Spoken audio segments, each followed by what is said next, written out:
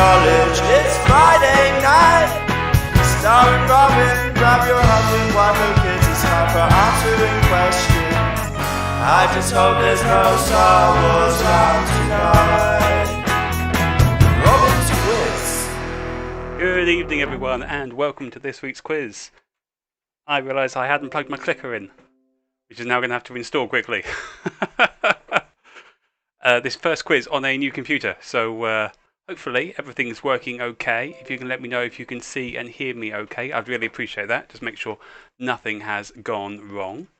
But I think everything is working fine. So, right, I can stand up now. I think I've got it all working. Let's see if the clicker works. Not yet. Turn it on. Hello, Monktons. Thank you, Paul, for confirming you guys can hear me. Appreciate that. Come on, clicker. There it goes. Phew. Just took a moment there. Right. Good evening, everyone, and welcome to this week's quiz. Who have we got today? So I've seen hellos from the Whiteheads. Good to see you. The very reduced lockdowners, as I understand it's just Stuart and Eva. Hello. Hello to the Serious Professionals and the Monktons. Monktons with guest player Lottie. Hello, Lottie. Good to see you. And welcome to our 25th quiz. And Grant. Hello, Grant. Apologies. Team Chewy. Hello, Sam. Glad to see you here. Excellent stuff. I don't think there's anyone new, but just in case, I know I say that every week. Hello, Dan. We got 6 rounds of questions. We're taking 2 rounds at a time. 2 rounds of questions, then 2 rounds of answers. Hello, Judy. I think tonight's quiz has thrown a few people off, and I've got the stream up a little bit late there. Apologies for that. But I think without further ado, let's get started with our first round, which is, as usual, general knowledge. So I've got 10 questions in general knowledge, 1 point each. If everyone's ready, let's make a start. That light's not in the right place, which is getting my shadow all wrong. I remember fiddling with that the other day. Let the camera adjust. You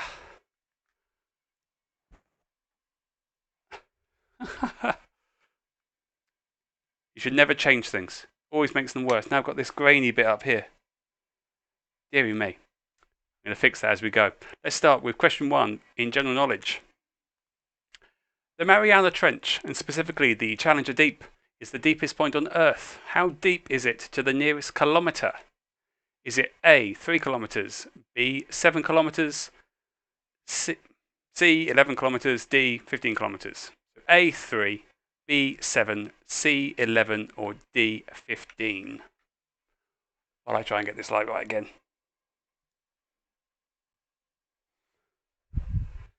Oh dear.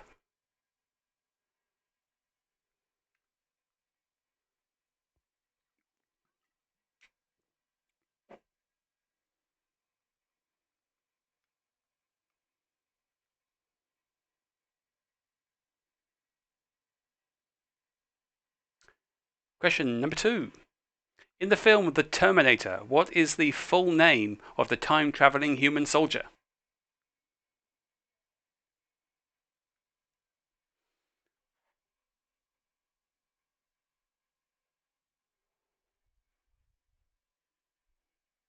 I think that's better, but now I've got spots in my eyes from looking at the light. Anyway, question 2. In the film The Terminator, what is the full name of the time-travelling human soldier?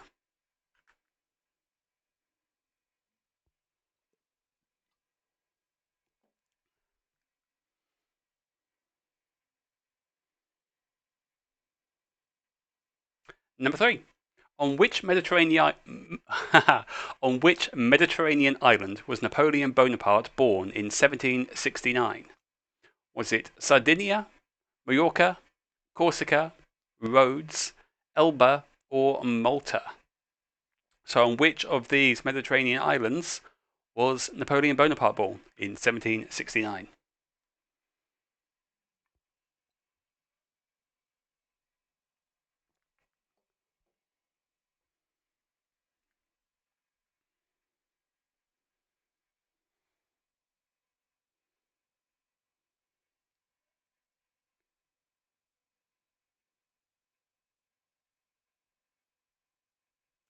Number 4. This is a maths question. So below are the first 6 terms of a sequence. Give the next 3 terms that come next. I'll give you half a point if you get 2/3. So the sequence is 144, 144, 89, 55, 34, 21, 13. What are the next 3 terms that come in this sequence?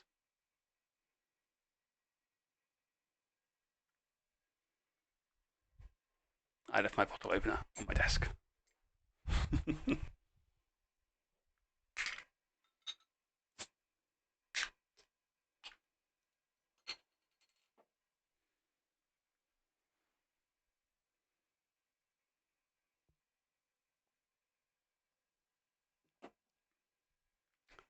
Number 5.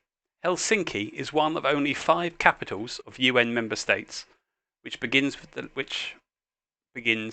letter H. Name another and the country it is the capital of. I'll give you a bonus point if you get all 4. So, Helsinki is one of only 5 capitals of UN member countries to begin with the letter H. Name another and the country it is the capital of. And if you can name all 4, I'll give you a bonus point.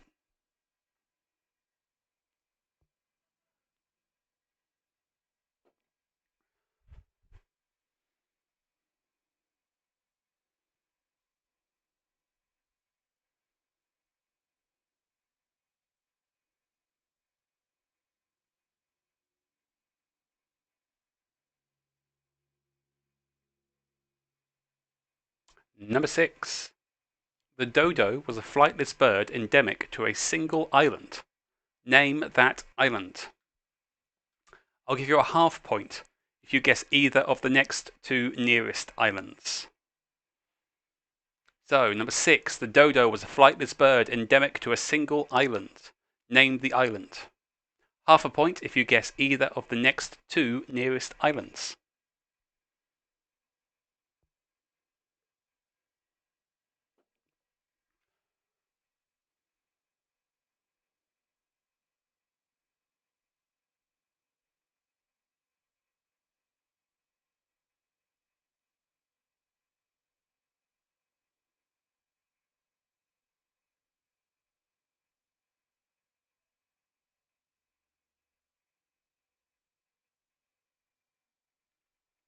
Number 7.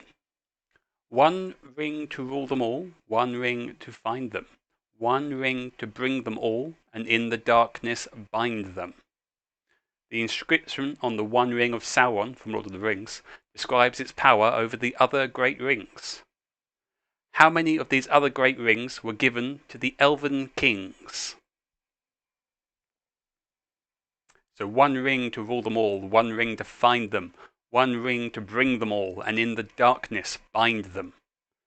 This inscription on the One Ring of Sauron describes its power over the other great rings. How many of these other great rings were given to the elven kings? I finished rereading Lord of the Rings about 2 nights ago, and I just had to put a Lord of the Rings question in.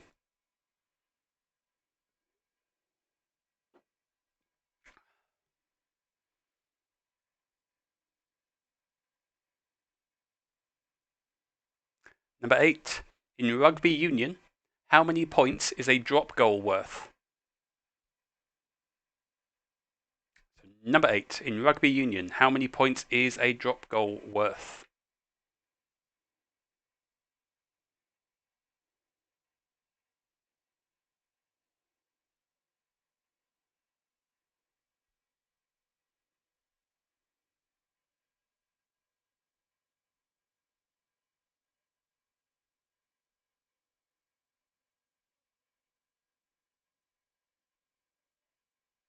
Number 9.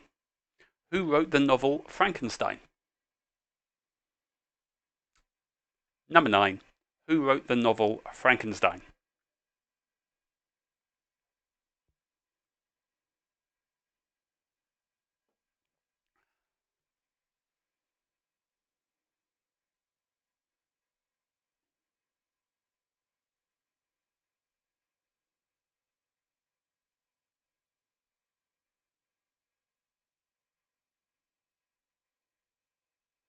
And our final question for round 1, question number 10. In what year? George A.W. Bush met Boris Yeltsin at Camp David, where they formally declared the Cold War over. The Maastricht Treaty was signed, founding the Eurozone. Microsoft released Windows 3.1. The Space Shuttle Endeavour made its maiden flight, replacing the Challenger. The Church of England voted to allow women to become priests. And John Boyega, Daisy Ridley, Selena Gomez, Miley Cyrus, and the football Neymar were all born.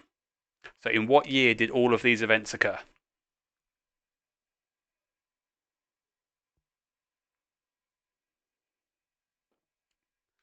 As always, if you need to see any questions again, please let me know. I'll happily flick back.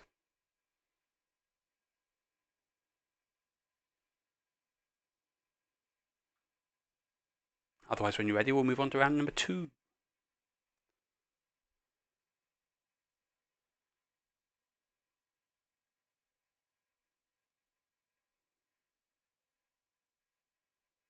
Just going to make sure my chat window is actually scrolling there. Yep, it is. That's good. Smashing. Okay, I'm not seeing any requests for any repeats. So I think we can probably move on to round number 2. Round number 2 is... Oh, hello, Susie. So close. 6 and 7, no problem. So number 6 was the dodo was a flightless bird endemic to a single island. Name the island. Half a point if you guess either of the 2 nearest islands. Excuse me.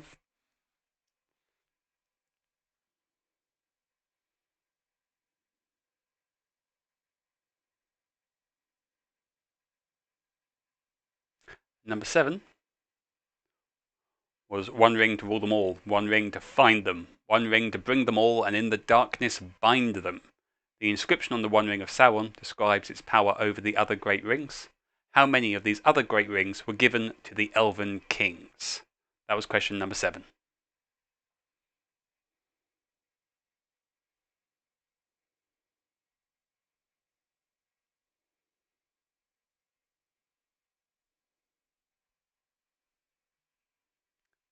And if you need any others, please let me know.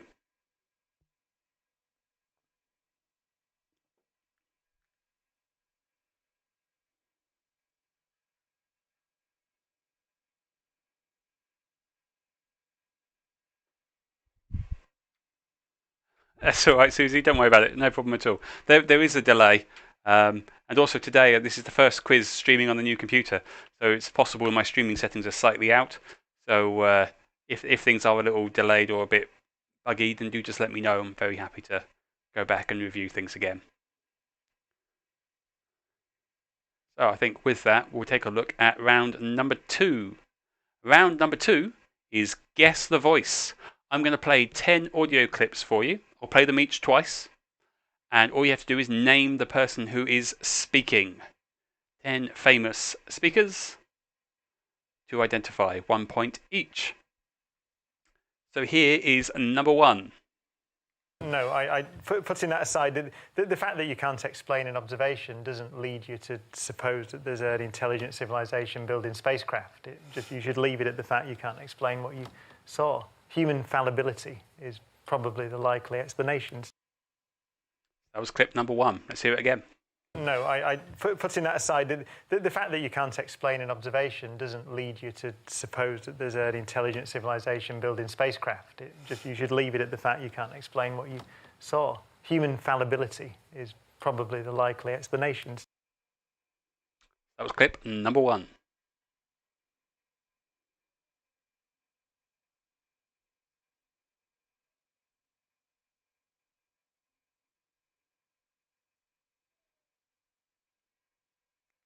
Take a listen to clip number 2. Here is clip number 2. Oh, I get called Alistair all the time. By Alistair. people you know? Oh, somebody ran up to me the other day and said, I'm your number 1 fan, Alistair. I mean, really? That was clip number 2. Let's hear it again. Oh, I get called Alistair all the time. By Alistair. people you No. Oh, somebody ran up to me the other day and said, I'm your number one fan, Alistair. I mean, really? That was clip number 2.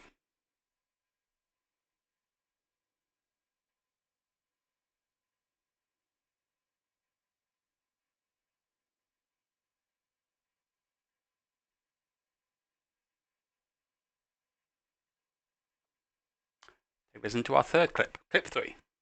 Welcome back. Are the rumours true? Has Miss Peggy even? I was talking about EastEnders, you see, and I'm getting all confused. That was clip 3. Let's hear it again, clip number 3. Welcome back. Are the rumours true? Has Miss Peggy even? I was talking about EastEnders, you see, and I'm getting all confused.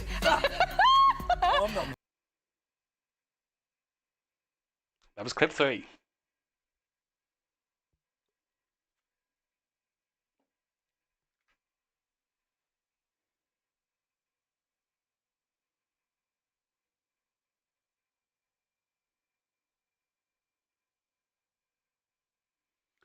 Let's take a listen to our next one, clip number 4.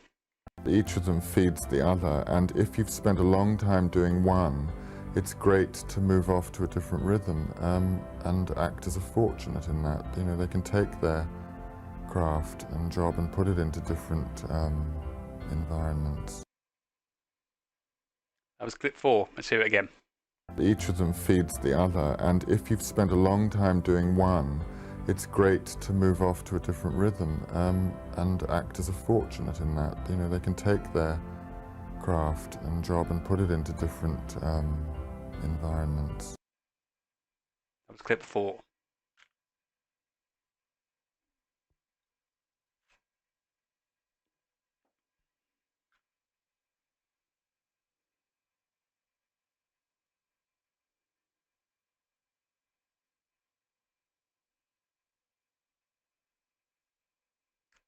On to our midpoint, clip number 5. So here is Mr. Trump making the matter incredibly clear, but in an English accent. It's one of those many cases where it's actually less costly and better. Sometimes you'll see a building. It costs less money than another building that costs more because the one that built the one that costs more, this one looks better, the one that's cheaper, it looks better. That was clip 5. Let's hear it again. So here is Mr. Trump making the matter incredibly clear, but in an English accent.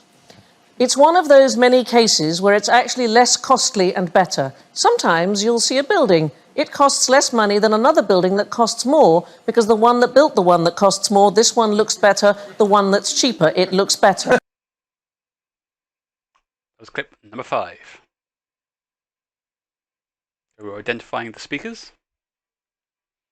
That was clip number 5.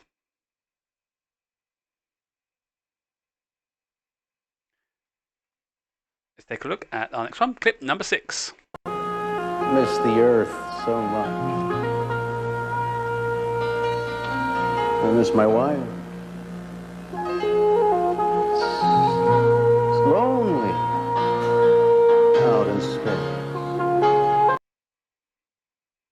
That's clip 6. Let's hear it again.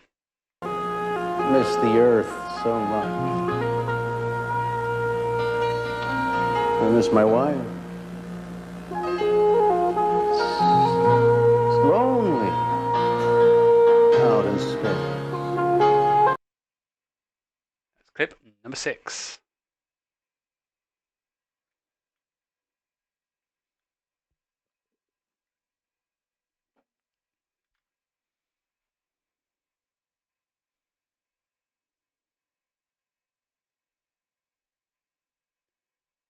Take a listen to our next one. Here's number 7. Oh, yeah. You're talking about when I pinched a lorry? I was 10 years old. Yeah, and, you know, I used to play in Bostock Street, and there was this lorry there. And I do apologise now. That was clip number 7. Let's hear it again. Clip 7. Oh, yeah. You're talking about when I pinched a lorry? I was 10 years old. Yeah, and, you know, I used to play in Bostock Street, and there was this lorry there. And I do apologise now. Thank you, Dan. Dan has requested clip 6 again. Just say, if you do need to hear any of them again, please let me know. And once we've gone through all 10, I'll go back and repeat any that you'd like to hear. So do just let me know at any point which ones you want to hear again.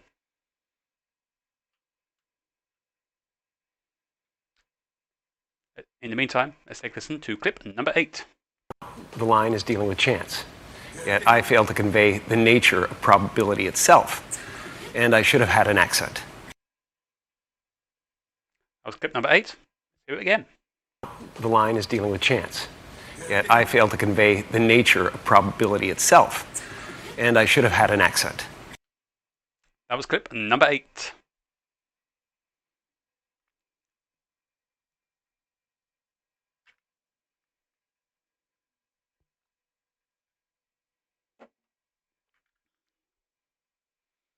Penultimate one, clip number 9. Hello everyone, good evening. Thank you all so much for coming. There are loads of you here. Absolutely loads. I'm counting 74 people currently watching the stream, which is a little scary, if I'm completely honest. That's number 9. Let's hear it again. Hello everyone, good evening. Thank you all so much for coming. There are loads of you here. Absolutely loads. I'm counting 74 people currently watching the stream, which is a little scary, if I'm completely honest. That was clip number 9.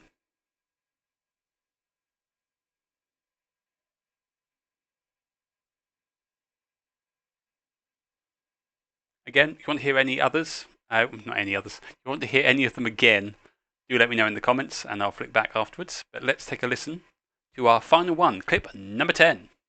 Oh, I think they do. You know, they come up and say, bite my neck and that kind of thing. I've finally gotten to the point where I do. You know, I mean, some smart-ass lady comes up to you and says, bite my neck, what are you going to do? Oh, I'm not going to bite her leg, that's for sure. That's our final clip, clip number 10. Let's take another listen. Oh, I think they do. You know, they come up and say, bite my neck and that kind of thing. I've finally gotten to the point where I do. You know, I mean, some smart-ass lady comes up to you and says, bite my neck, what are you going to do? Oh, I'm not going to bite her leg, that's for sure. And that was our final clip. If you'd like to hear any of those voices again, please let me know. So far, I've had requests for number 6 and number 8. If there are any others, please let me know. Oh, 6, 8, and 10.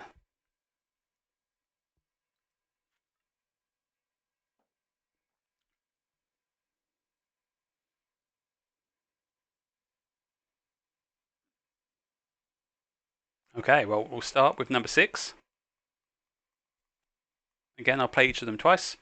Here is clip number 6 again. Miss the earth so much. I miss my wife. It's lonely out in space. That was clip number 6. Jules says he's really struggling with number 9. It is a puzzler, isn't it? Definitely is a puzzler. Here's number 6 again. Miss the earth so much. I miss my wife. It's lonely out in space. That was number 6. Next repeat request was number... Oh, yeah, you talk. Next... Stuart asked which one was Paul McCartney. I couldn't possibly comment, Stuart. Couldn't possibly comment. Anyway, here is clip number 8. Clip number 8. The line is dealing with chance. Yet I fail to convey the nature of probability itself. And I should have had an accent. And I will play it again. Clip number 8. The line is dealing with chance.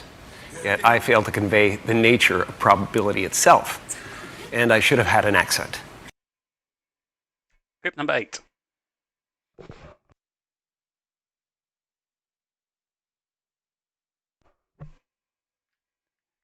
Could be, Nina. Could be. Number 9 could definitely be Macca. Clearly got a sort of a lyrical, could make a living singing kind of voice. Our final repeat request was for Luke, and that was number 10. So here is number 10 again. Number 10. Oh, I think they do. You know, they come up and say, bite my neck and that kind of thing. I've finally gotten to the point where I do. You know, I mean, some smart-ass lady comes up to you and says, bite my neck, what are you going to do? Oh, I'm not going to bite her leg, that's for sure. That was clip 10. Let's hear it one more time. Oh, I think they do. You know, they come up and say, bite my neck and that kind of thing. I've finally gotten to the point where I do. You know, I mean, some smart-ass lady comes up to you and says, bite my neck, what are you going to do? Oh, I'm not going to bite her leg, that's for sure.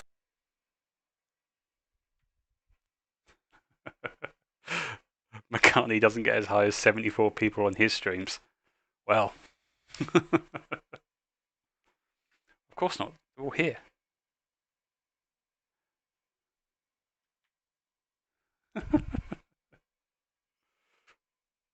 Okay, that was our final repeat. If you'd like to hear any of them again, do let me know. Otherwise, we'll move on to our answers for rounds 1 and 2.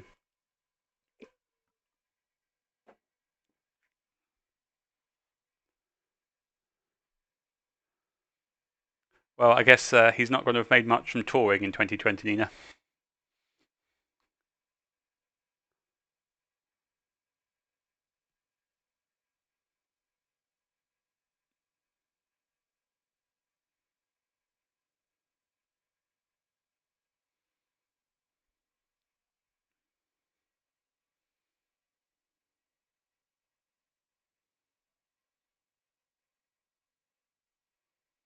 Okay, I'm not seeing any other repeat requests.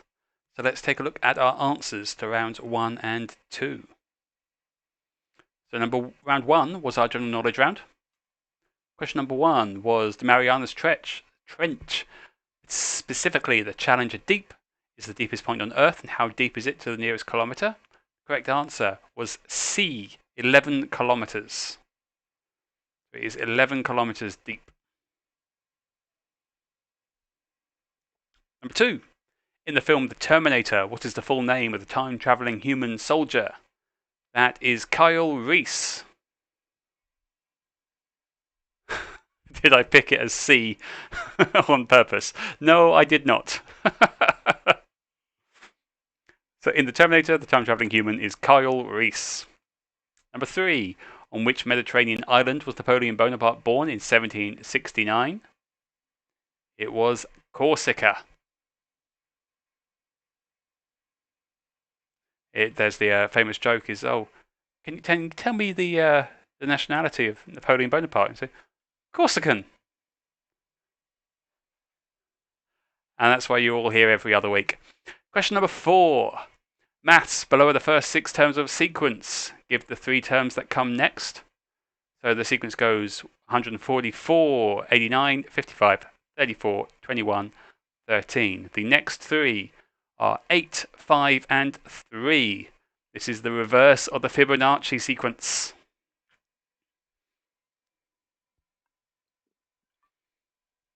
So if you've got 2 of those, I'll give you half a point. If you've got all 3, you get the full point.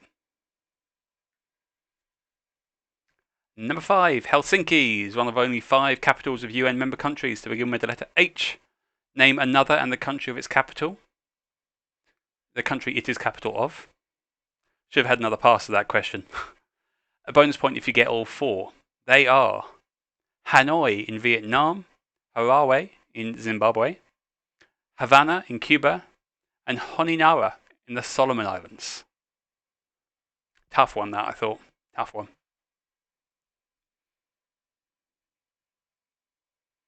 Number 6.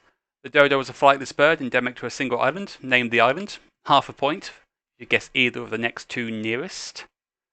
The island in question was Mauritius. You get a full point for Mauritius, but I'll give you a half point if you said Madagascar or Reunion. So full point if you've got Mauritius, half point for Madagascar or Reunion. Number 7. My Lord of the Rings question. How many great rings were given to the Elven Kings? It was 3. 3 rings to the Elven Kings. Number 8. In Rugby Union, how many points is the drop goal worth? It's 3.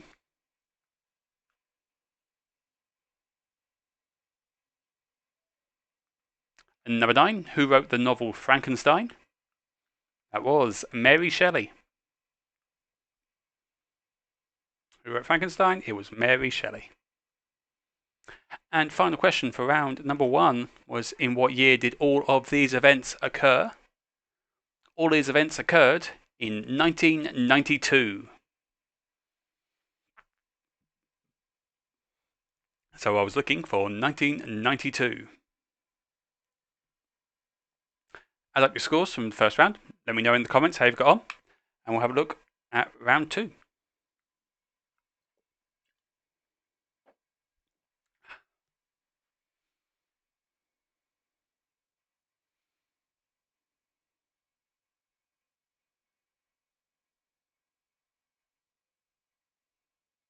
Eight for the Whiteheads, that's a good score.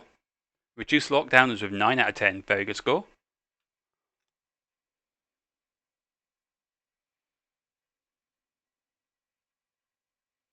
Seven for the Monktons, 8 for the Hunter Joneses.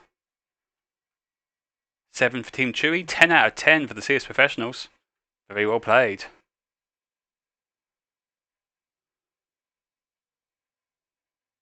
Six out of 10.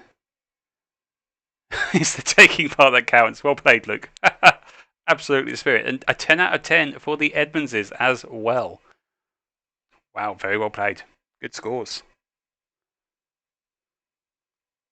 Okay, so round number 2 was our Guess the Voice round. So let's take another listen and I'll show you what they look like. So clip number 1 was... No, putting that aside, the fact that you can't explain an observation doesn't lead you to suppose that there's an intelligent civilization building spacecraft. You should leave it at the fact you can't explain what you saw. Human Professor Brian Cox is probably the likely explanation. Professor Brian Cox was our first voice.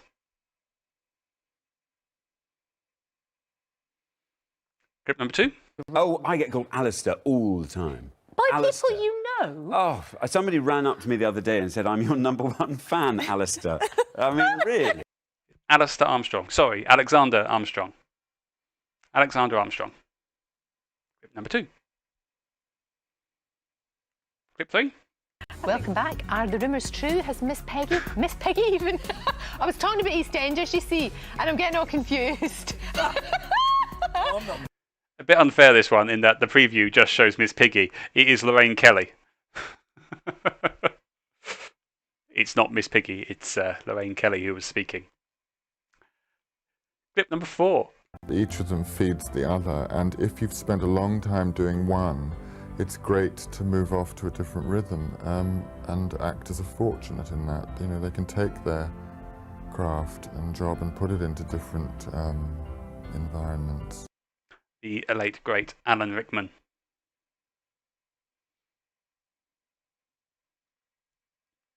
Number 5. So here is Mr. Trump making the matter incredibly clear, but in an English accent.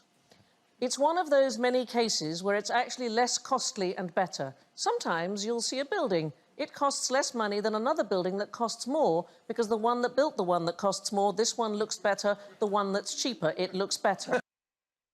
That is Sandy Toksvig. Quoting Donald Trump there. Sandy Toksvig, clip 5. Number 6. Miss the earth so much. I miss my wife.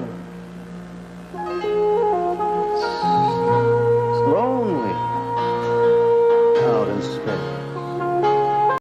Captain Kirk himself, William Shatner. William Shatner, clip number 6.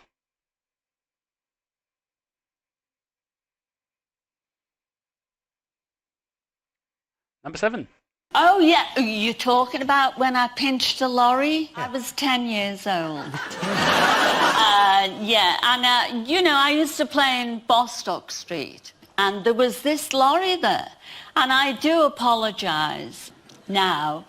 It's Cilla Black. Clip number 7, Cilla Black. Number 8. The line is dealing with chance. Yet I fail to convey the nature of probability itself. And I should have had an accent. It is Jim Carrey. Clip number 8, Jim Carrey.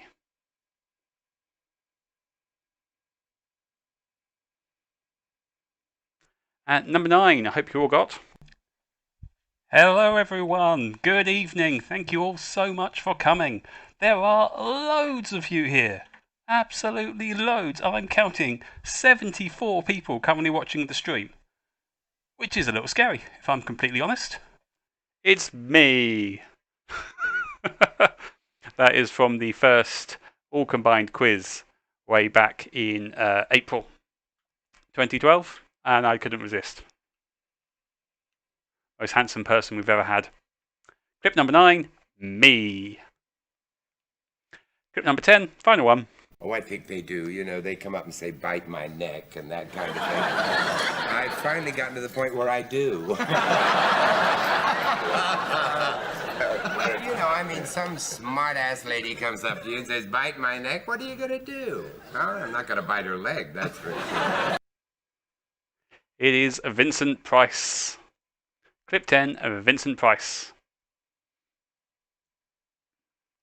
Here are all 10 of those answers. If you've missed any of those as we were going through.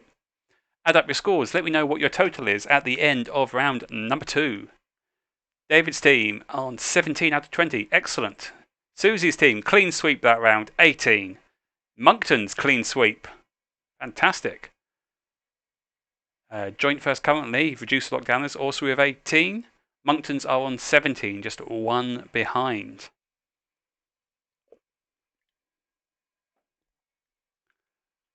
Oh, good grief.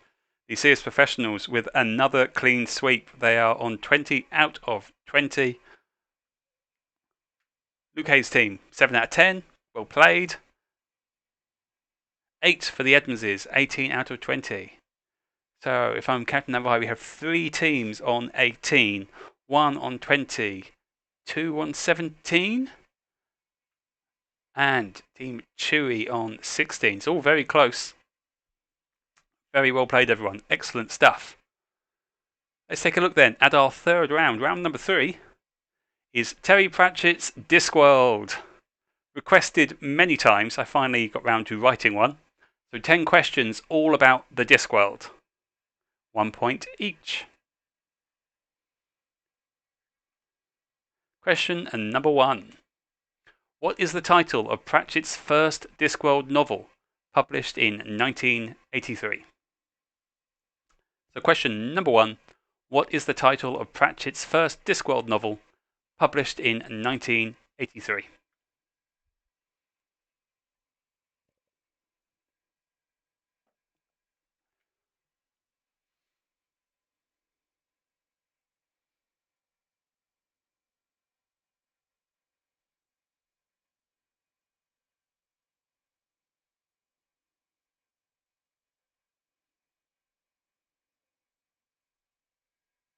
Number 2. Until his death in 2001, what was the surname of the artist who provided the artwork for the covers of all Discworld novels sold in the UK?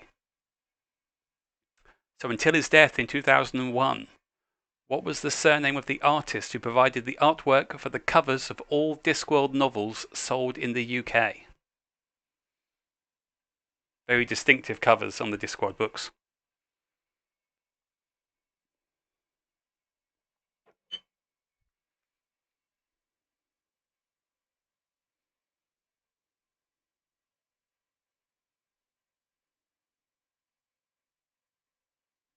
Number 3. The librarian of Unseen University is famously not human. What type of creature is he?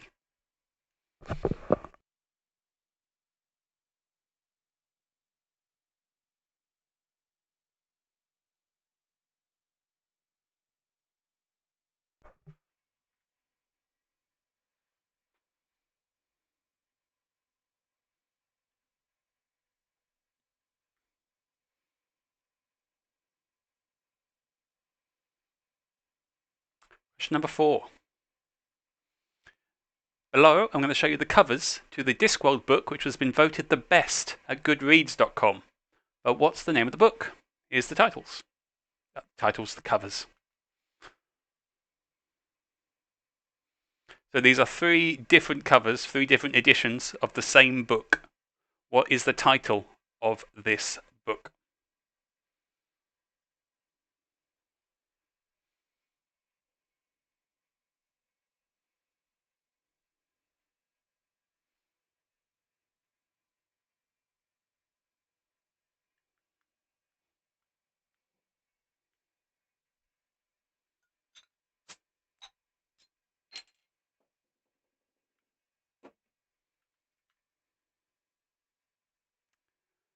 Move on to our next one. Next one's going to be a little bit different. I'm going to play you a clip for one of the Discworld audiobooks. And then I'm going to ask you some questions about the content of that clip. I will play it twice, and then I'll ask you some questions. So pay very close attention. Here's the clip. Dear Mother and Father, wrote Carrot, you will never guess, I have been in the watch only a few weeks, and already I am to be a full constable. Captain Vimes said the patrician would follow my career with special interest. Also, my wages are to go up by $10. Please find money enclosed. I am keeping a little bit by, though, because of Reet. Sergeant Colon has been telling me about how to start courting, which is very interesting and not at all complicated, it appears. I arrested a dragon, but it got away. I am as happy as anyone can be in the whole world. Your son, Carrot. Okay, I'm going to play it again. Pay close attention. Here you go. Dear Mother and Father, wrote Carrot, you will never guess, I have been in the watch only a few weeks, and already I am to be a full constable. Captain Vimes said the patrician would follow my career with special interest. Also, my wages are to go up by $10. Please find money enclosed. I am keeping a little bit by, though, because of Reet. Sergeant Colon has been telling me about how to start courting, which is very interesting and not at all complicated, it appears. I arrested a dragon, but it got away. I am as happy as anyone can be in the whole world. Your son, Carrot. Okay, so that was our clip from one of the Discworld audiobooks. And here is our 5th question. By how much did the letter writer's wages go up by? So, question number 5. By how much did the letter writer's wages go up by?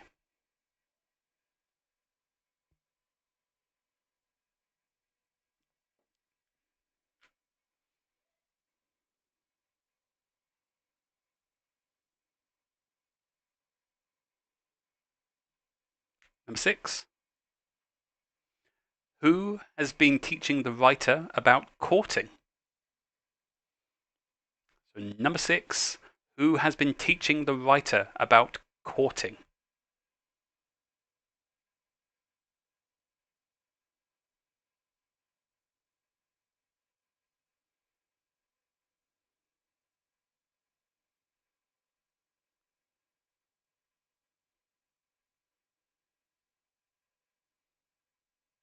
Number 7. What did the writer arrest? But it got away. So number 7. What did the writer arrest?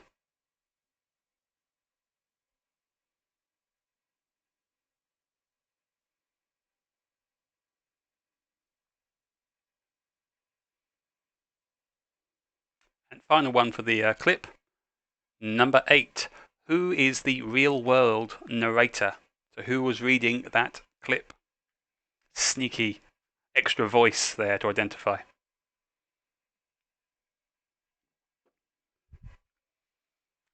So who was reading that clip? Who was the real world narrator?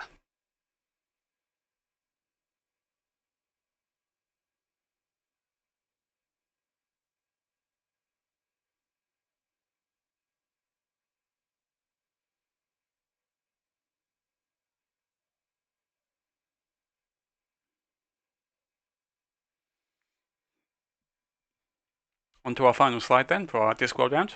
Question number 9. Excuse me. How many Discworld books are there in total? Is it 31, 41, 51, or 61? So number 9. How many Discworld books are there in total? 31, 41, 51, or 61?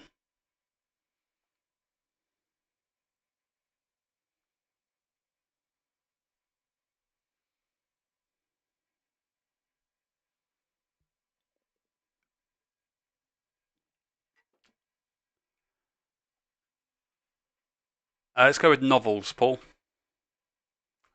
Pretty sure it was the novels I picked out.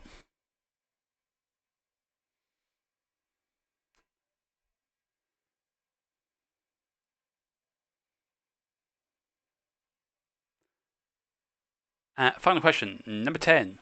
Death is a very popular character in Discworld novels, speaking all in caps.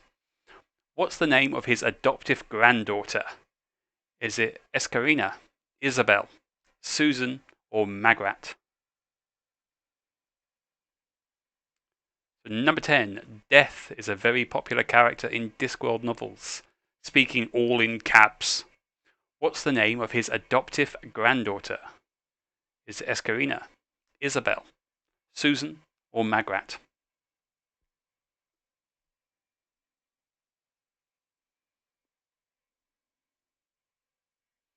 If you'd like to see any of those questions again, please let me know before we move on to round number 4.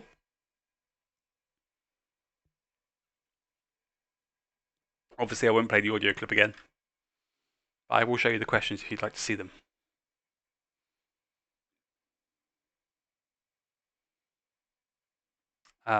Sam would like to see question number 3 again, no problem. Question 3 was, the librarian of Unseen University is famously not human. What type of creature is he? Judy would like number 1. Number 1 is, what is the title of the first Discworld novel, published in 1983?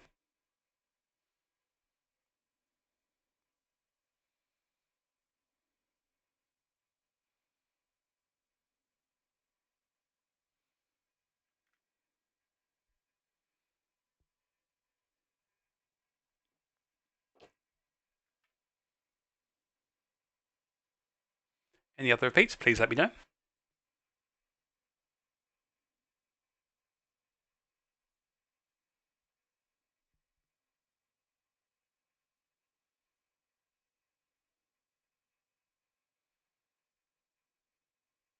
No? I think we're probably ready to move on to round number 4 then.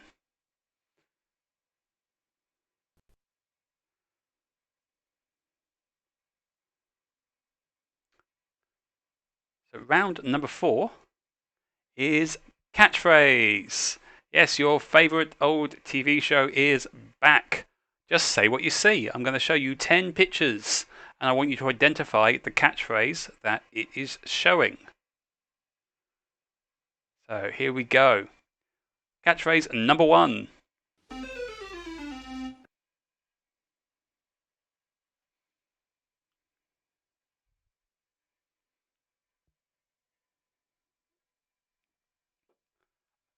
I'm sure Roy Walker would approve.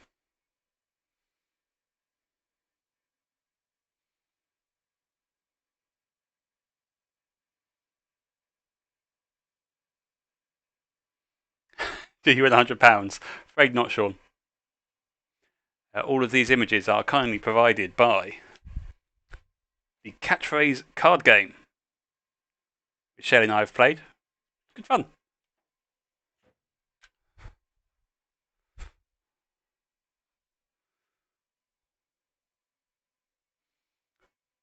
Let's take a look at our next one. Catchphrase number 2.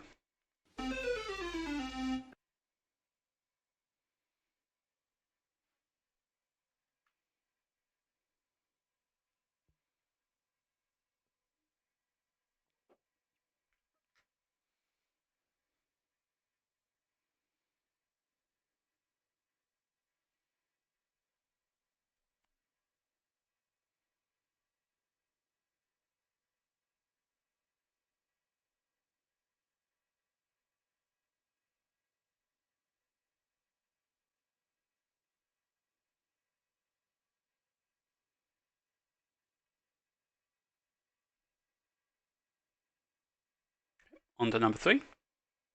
Catchphrase number 3. Say what you see.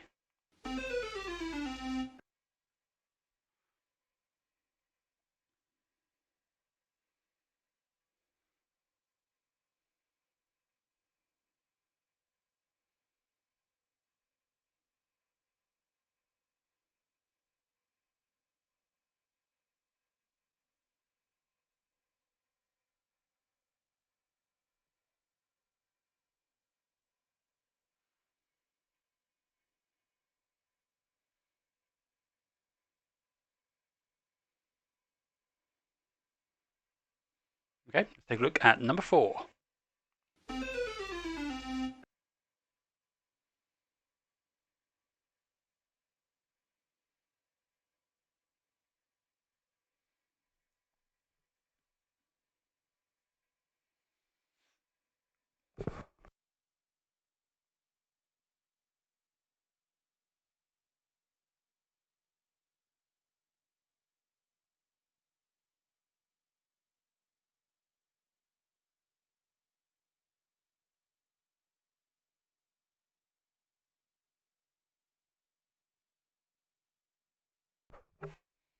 That's number 4. Take a look at number 5.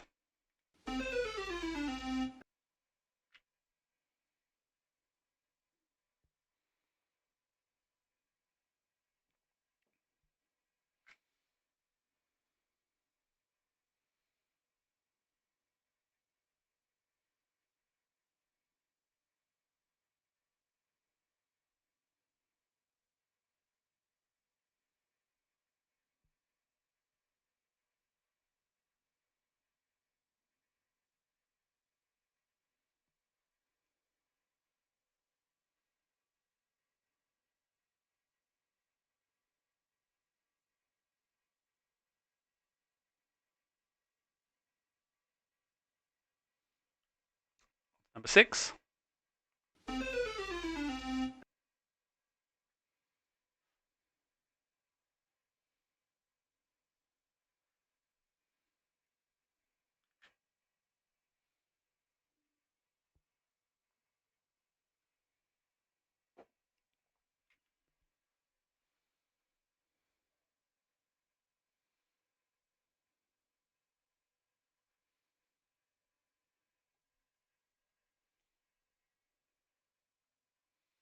Number 7.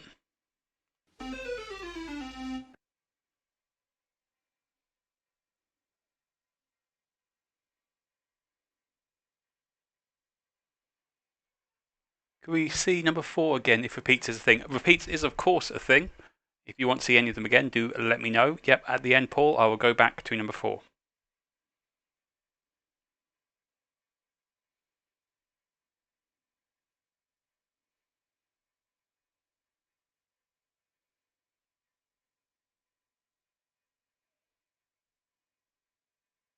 And 7?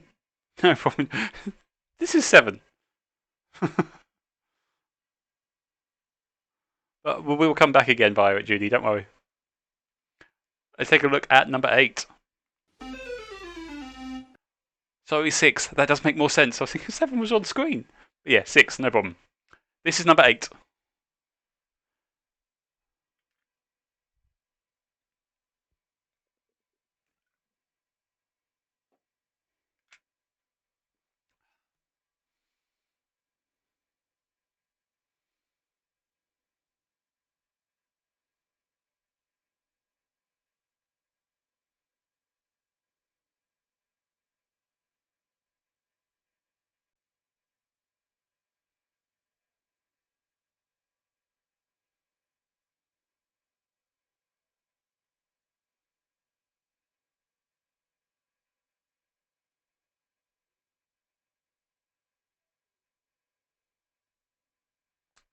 On to our penultimate one, number 9.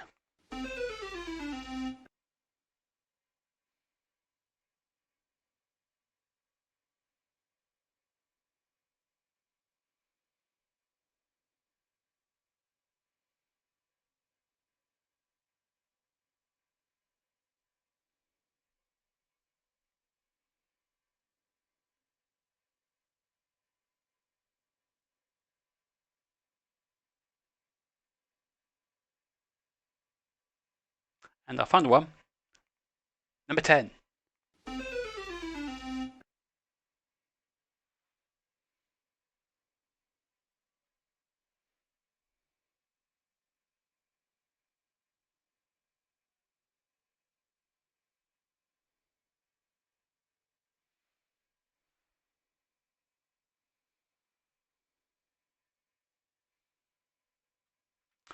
That's our final catchphrase image.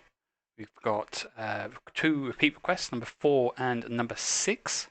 If you'd like to see any again, please let me know. In the meantime, let's start with those repeats.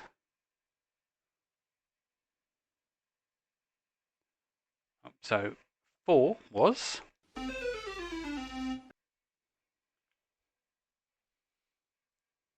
Oh, there's a request for number 5 as well. Thank you, Jill. Will do.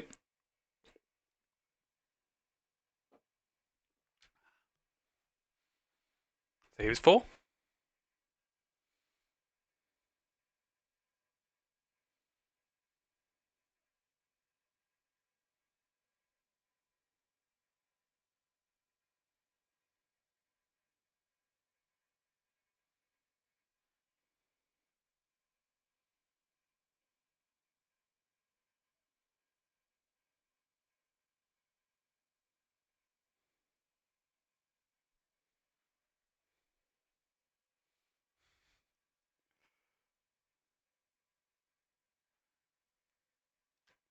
And number 5.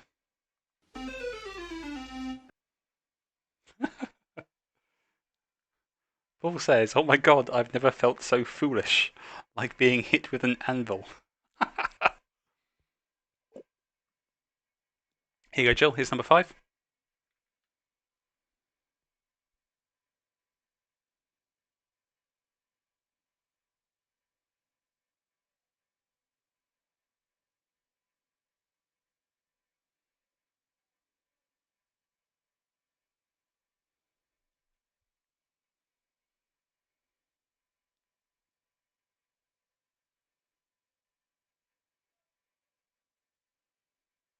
And our final repeat request so far for Judy is number 6.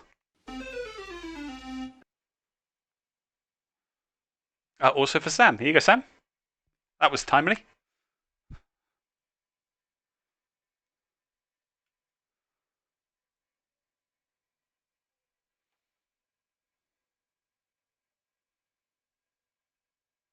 Nina says she has just applied to be a contestant on Catchphrase. That would be fabulous, Nina. I would absolutely watch you on Catchphrase. If there are any other repeat requests, please let me know. Otherwise, we'll head into our answers.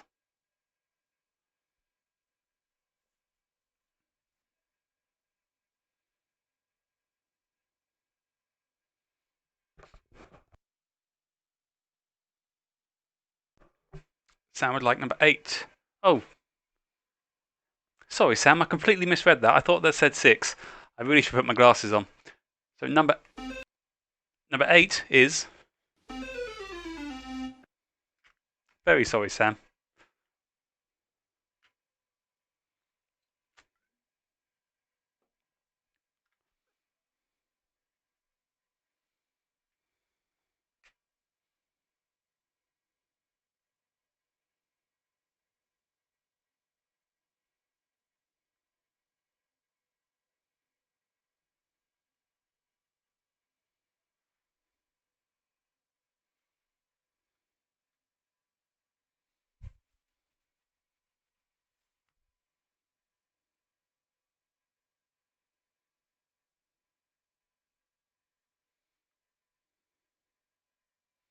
Okay, I'm not seeing any other requests for repeats, so I think we're probably ready for some answers.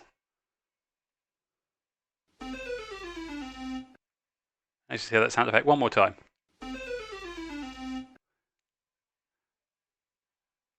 Anyway, so round number 4 was Catchphrase. So let's take a look at our answers to round number 3, which is all about Terry Pratchett's Discworld.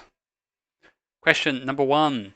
What was the title of the first Discworld novel published in 1983? It was The Colour of Magic.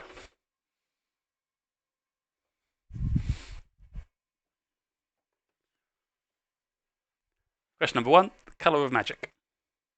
Number 2, until his death in 2001, what was the surname of the artist who provided the artwork for all the covers of Discworld novels sold in the UK? That was Kirby. The artist's name was Josh Kirby. And the artwork on them is just fantastic. Just pick one at random. I'll go with Light Fantastic. It's this really unique style. You'd spot them a mile off. Fantastic stuff.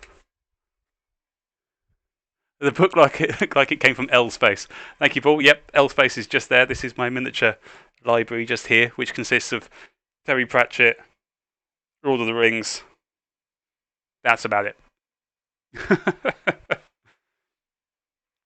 Number 3, the librarian of Unseen University is famously not human. What type of creature is he? As shown on the front of Unseen Academicals, he is an orangutan.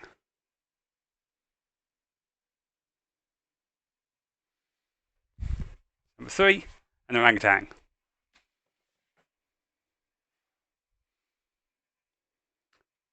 Number 4. Below are the covers to Discworld book voted the best at Goodreads. Which book is it? It is Nightwatch.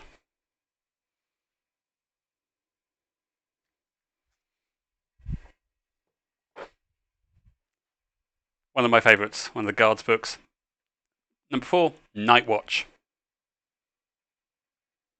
Number 5. This was our audio clip, which I'll play a little bit of. Mother and Father. That was the clip. It is from the book. Here it is. Guards. By how much did the letter writer's wages go up by? They went up by $10. Who's been teaching the writer about courting? That was Sergeant Colon. Number 7. What did the writer arrest? That was a dragon, but he got away. And finally, who is the real world narrator? So who read out that clip? That was Tony Robinson, who's read all of the Terry Pratchett Discworld books, and they are absolutely excellent. So if you've got a spare Audible credit or whatever, I'm not sponsored by Audible, I would recommend them. They are absolutely excellent. Very funny. Love the Discworld audiobooks. Number 8, Tony Robinson. Number 9, how many Discworld books are there in total? There is 41. There are 41 Discworld books. And finally, what's the name of Death's adoptive granddaughter? That is Susan. Death's adoptive granddaughter is called Susan.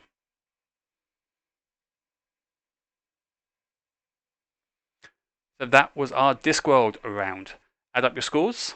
Let me know how you're getting on. Yeah, Paul's pointing out here, Terry Pratchett did always want to write 50 in total. And it is a real shame he didn't get to that. They're all, well, I was going to say they're all excellent. They are really good books. They're not all, terrific. There's some which I'm prone to skip when I reread them all. But the vast majority are absolutely brilliant.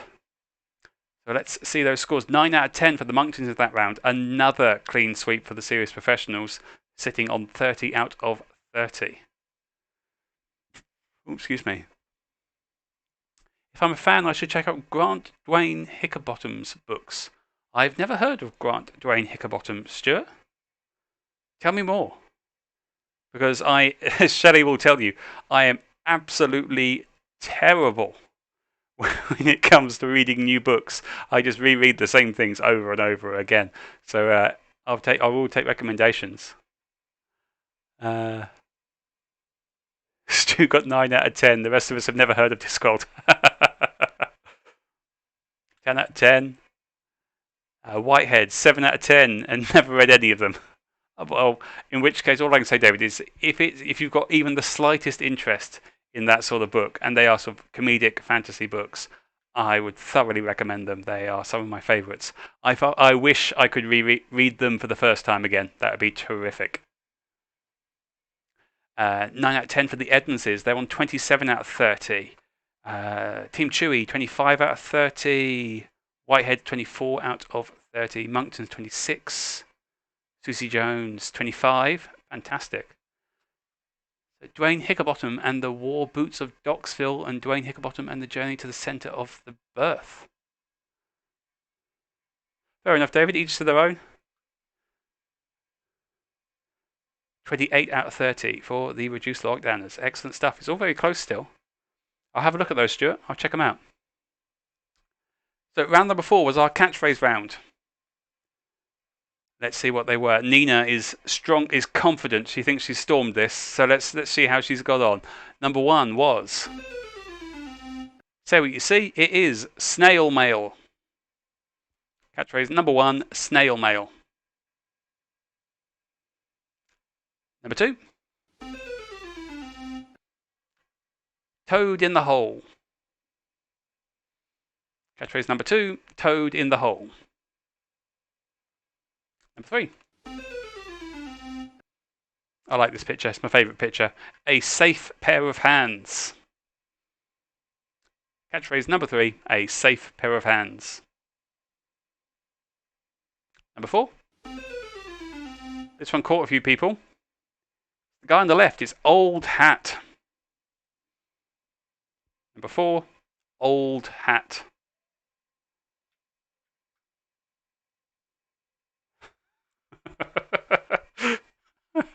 My dad says, I only read Donald Trump's tweets. What can I read to fill the gap now? Well, I'm sure there are plenty of other nutters on Twitter who you could read if you wished. I don't think Twitter's got a short supply of them. Number 5. One in the middle, it's the Planet of the Apes. Number 5, Planet of the Apes.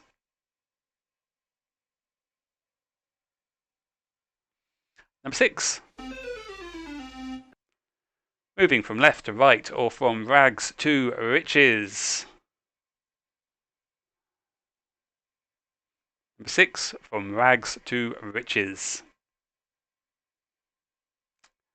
Number 7. Giving it some welly. Giving it some welly. Number 7.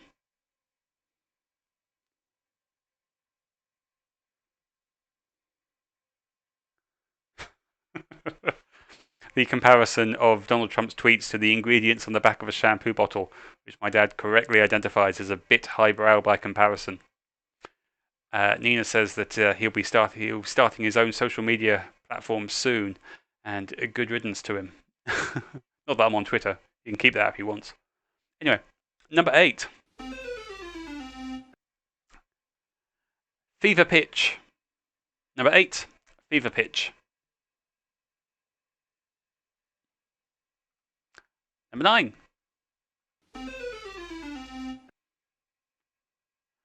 Handlebar mustache. Number 9, handlebar mustache. And finally, number 10, retail therapy. Catchphrase number 10, retail therapy. Here are all 10 if you've missed any of them as we were going through. Add up your scores and let me know how you're getting on at the end of round number 3. Oh, why did it stop there? Misclick. That wasn't round 3, that was round 4. I can't count, I've not changed my slide. That was round number 4. Threw myself off there. So 9 out of 10 for Team Chewy. Nina, you've got to tell us, was it a clean sweep? Did you storm the catchphrase round, as you said? 9 out of 10 for the Edmondses as well. Whitehead's team, David's team, 8 out of 10. Excellent. Stuart, clean sweep, 10 out of 10.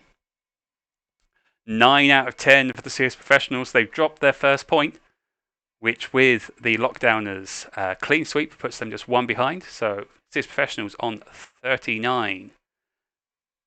Lockdowners, 38. Oh no, Susie's team. Bit of a disaster, 4 out of 10. They're on 29. Stupid wellies. Oh, excellent.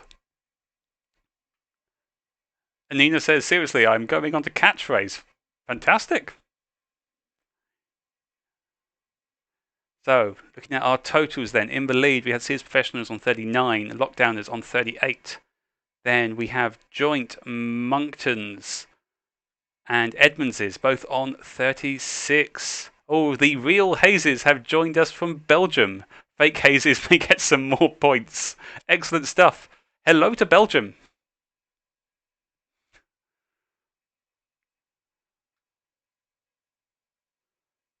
Excellent stuff. Okay, fantastic. So we'll head into round number 5. Round number 5 is Who Won the Oscar? I'm going to give you the title of 10 Oscar-winning films and 3 people attached to those films. You tell me which one of the 3 won the Oscar. So I'm going to give you the name of a film, and then show you 3 people connected to that film. You tell me which one of the 3 won the Oscar. 1 point each. Let's get going with film number 1, which was La La Land. So who won the Oscar? Was it Emma Stone, Ryan Gosling, or Rosemary DeWitt? So film 1, La La Land. Who won the Oscar? Emma Stone, Ryan Gosling, or Rosemary DeWitt?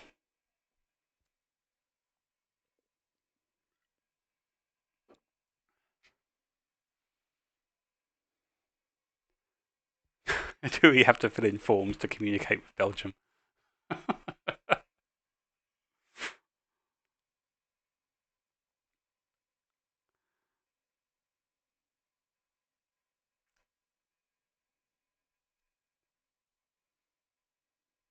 Film number 2 is West Side Story. So who won the Oscar?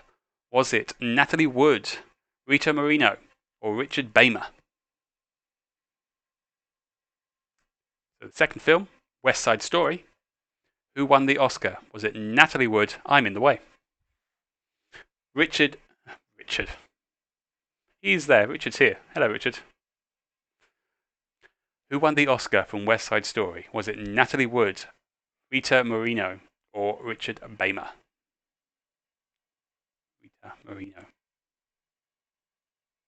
Richard Beymer.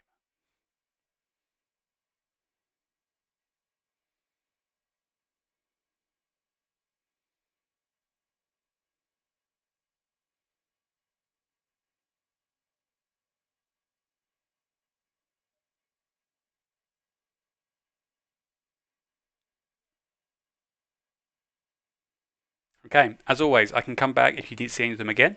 Let's take a look at number 3. So the film was Titanic. Was it Leonardo DiCaprio, James Cameron, or Kate Winslet who won the Oscar?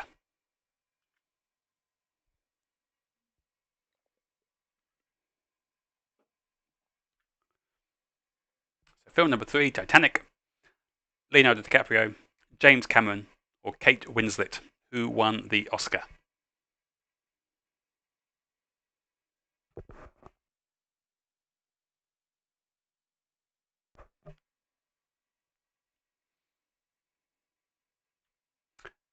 Film number 4, The Godfather. Was it Al Pacino, Marlon Brando, or James Caan that won the Oscar?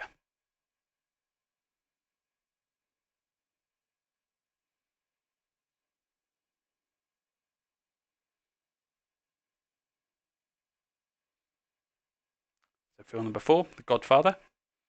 Who won the Oscar? Was it Al Pacino, Marlon Brando, or James Caan?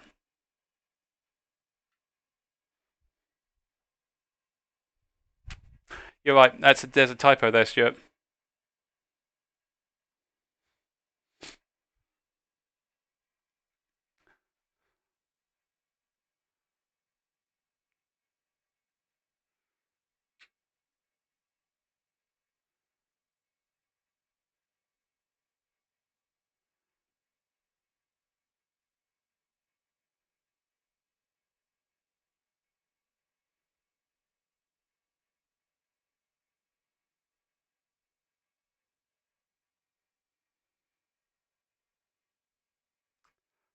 On to number 5.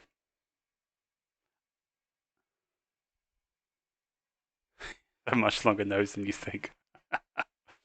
Film number 5 was American Beauty. Who won the Oscar? Was it Kevin Spacey, Annette Bening, or Thora Birch? So the film was American Beauty. Who won the Oscar? Kevin Spacey, Annette Bening, or Thora Birch?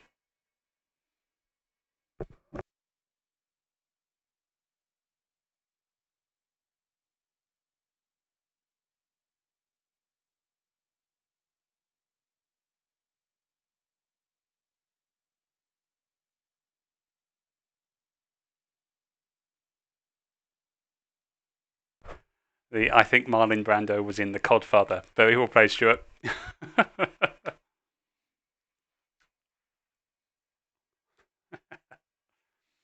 Film number 6. The English Patient. Was it Juliette Binoche, Ralph Fiennes, or William Dafoe?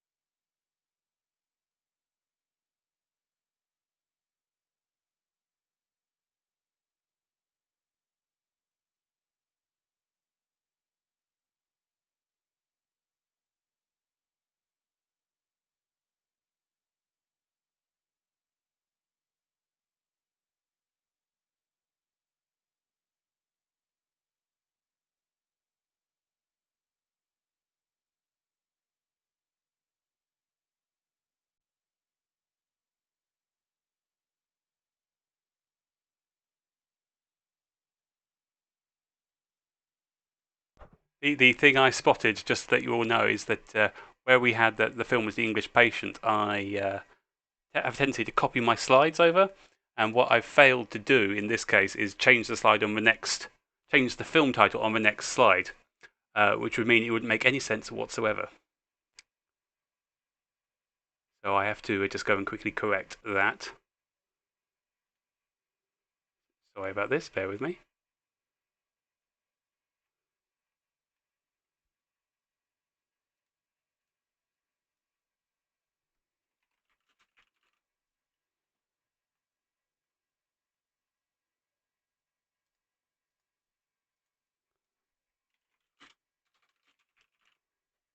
Okay, there we go. That's fixed. Sorry about that. Turn that back on.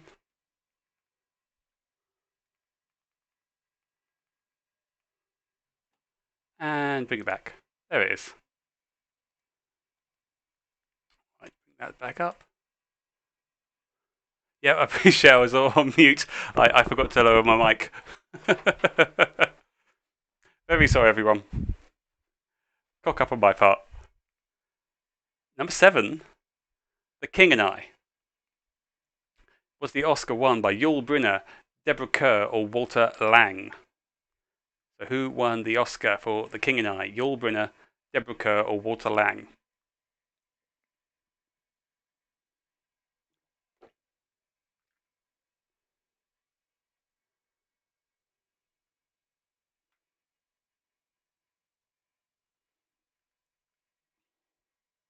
Thank you for all the messages telling me I was on mute.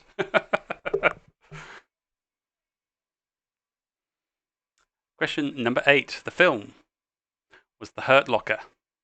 Who won the Oscar? Was it Jeremy Renner, Ralph Fiennes, or Catherine Bigelow? Now you see, 5 seconds ago, that didn't say The Hurt Locker. That said The English Patient again. And I couldn't remember what it was, so I had to look it up.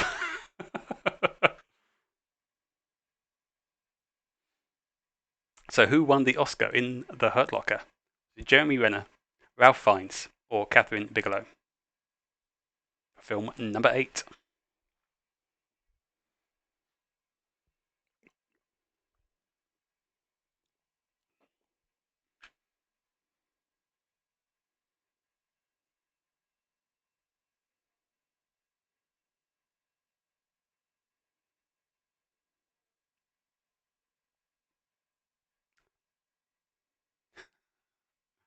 Number 9, the film was Fargo. Who won the Oscar? Was it Steve Buscemi, Frances McDormand, or William H. Macy?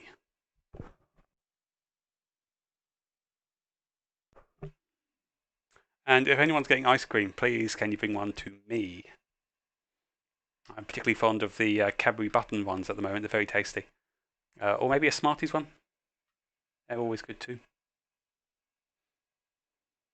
My dad would like a Neapolitan. Good choice. And finally, our last film, film number 10. Guess Who's Coming to Dinner? Who won the Oscar? Was it Spencer Tracy, Katharine Hepburn, or Sidney Poitier? So the film was Guess Who's Coming to Dinner? And who won the Oscar? Was it Spencer Tracy, Katharine Hepburn, or Sidney Poitier?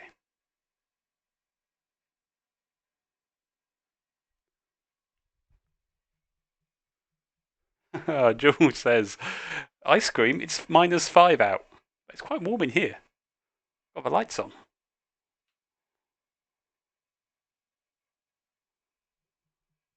If you need to see any of those films again, please let me know. Again, apologies for the brief intermission, which I hope will let you all get an ice cream. If you need to see any again, please let me know and we'll go back. Otherwise, we'll move on to our final round.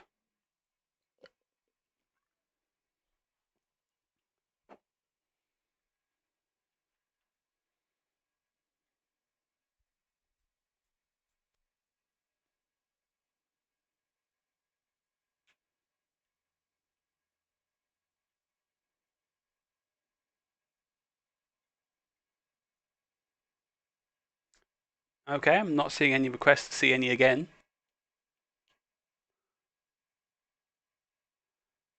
So I think we can move on to our final round, round number 6, which is Finish the Lyric.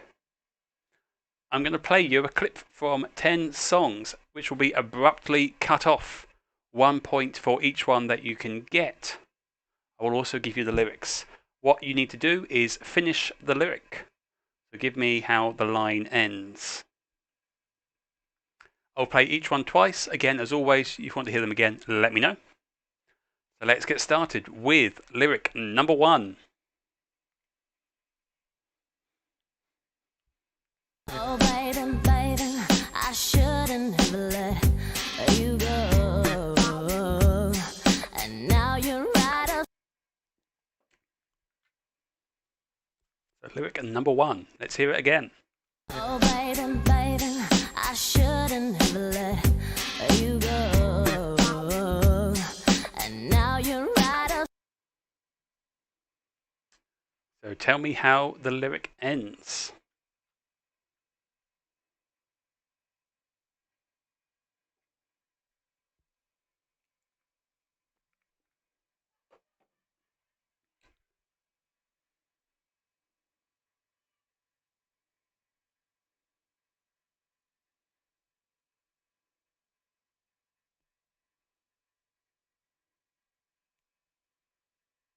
On to number 2.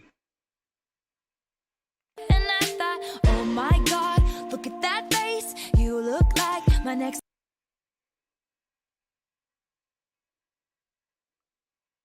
That was number 2. Let's hear it again. Number 2.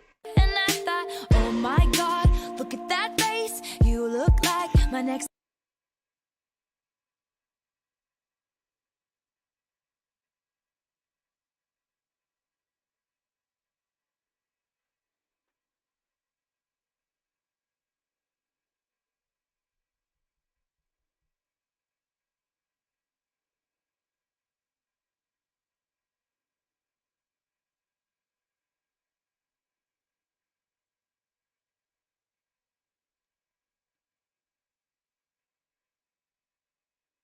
On to number 3. Number 3. Daddy, Daddy, if you could only see just how good he's been treating me. You give us some.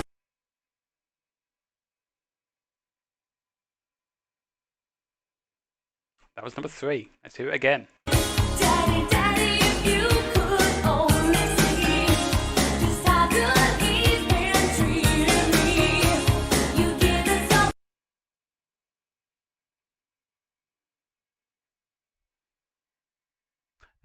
Millie would like to know if she gets bonus points for knowing the entire lyrics. Not in the quiz, but she knows that she's cool. And who better to tell you that you're cool than your nerdy uncle who does quizzes on YouTube?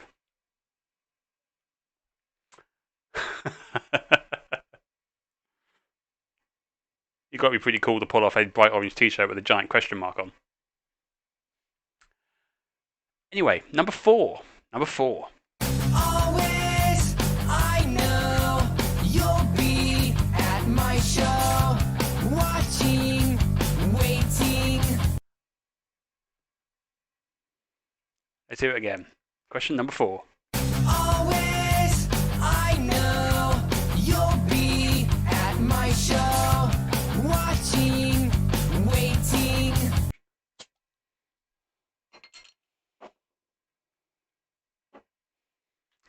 That's number 4.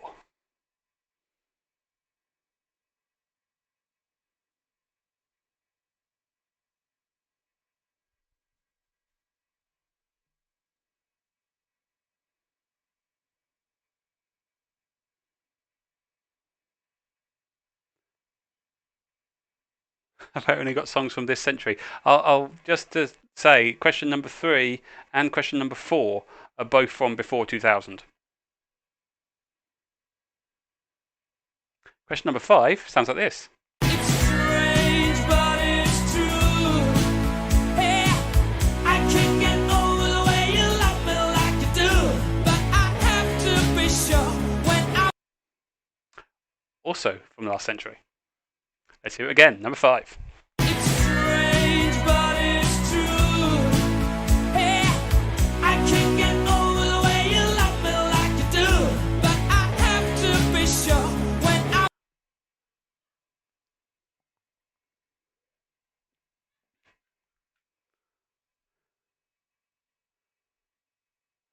I was talking about the 20th. I'm stuck in the time warp. Okay, I can say, yeah, there are no songs in this entire round from the 19th century.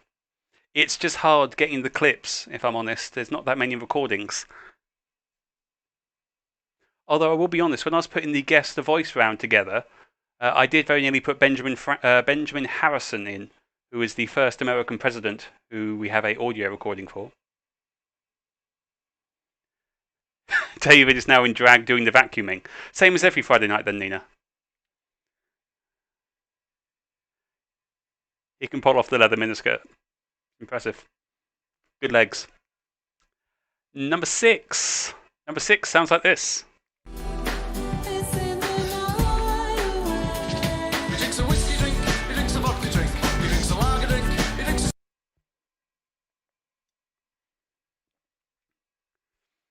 Let's hear it again.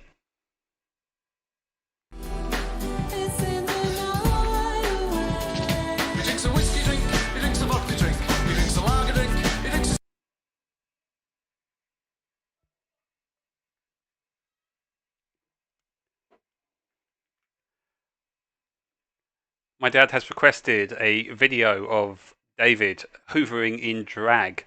Now that would definitely get me pulled off of YouTube.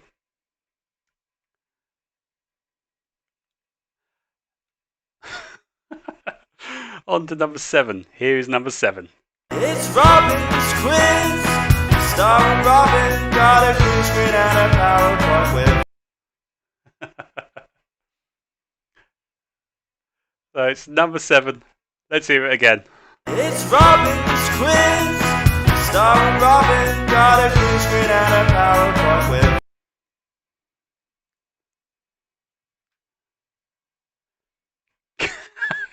Sure, that is not coming back. Twerking is the thing that's just not going to happen. Especially not to my own theme tune.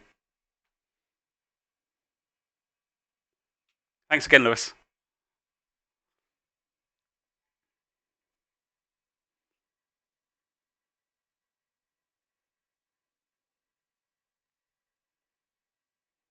I'm aware Paul would pay some good money, but I think it would make it bad money. Number 8. Number 8. know it's gonna make it that much better when we can say goodnight. That's number 8. Let's hear it again.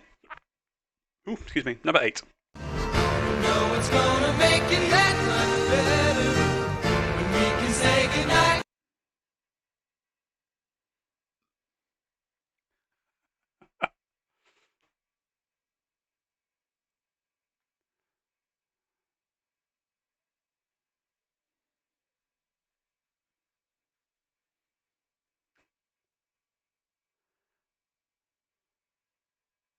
On to number 9. Number 9. 99 nights of the year, white super high-tech jet fighters. Everyone's a superhero. Everyone's a... I like that song. Let's hear it again. Number 9. 99 nights of the year, white super high-tech jet fighters. Everyone's a superhero. Everyone's a...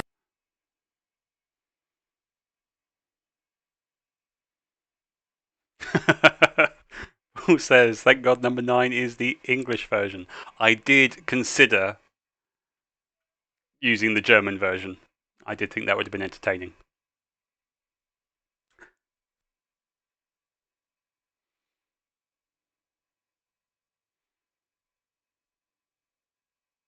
And finally, number 10.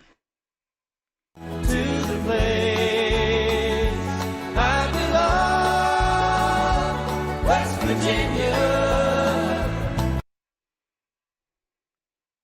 That was our final one, number 10. Let's hear it again. To the place I belong, West Virginia.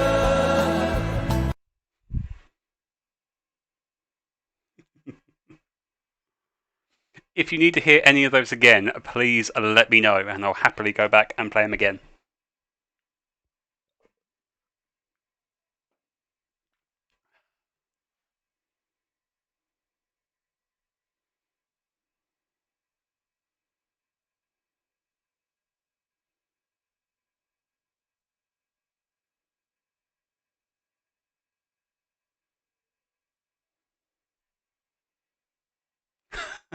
Miles says, question number 5, the only question my whole family has ever known the answer to. So proud right now. I've got to look back. Which one was number 5? Ah, yes. Excellent. One repeat request there from my dad for... It's Robin! Oh. It's Robin! It's one problem when you stack all your audio things like that. You got to get through them. Otherwise, they all play at the same time. Number 9 was... 99 nights of the year, white super high-tech jet fighters. Everyone's a superhero. Everyone's a... Let's hear it again. Number 9. 99 nights of the year, white super high-tech jet fighters. Everyone's a superhero. Everyone's a...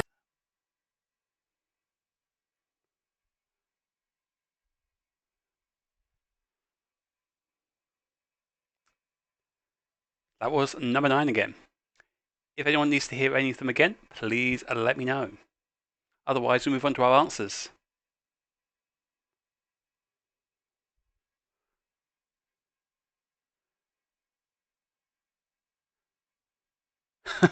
Miles says, and the only answer we will ever deliver out of tune and in unison.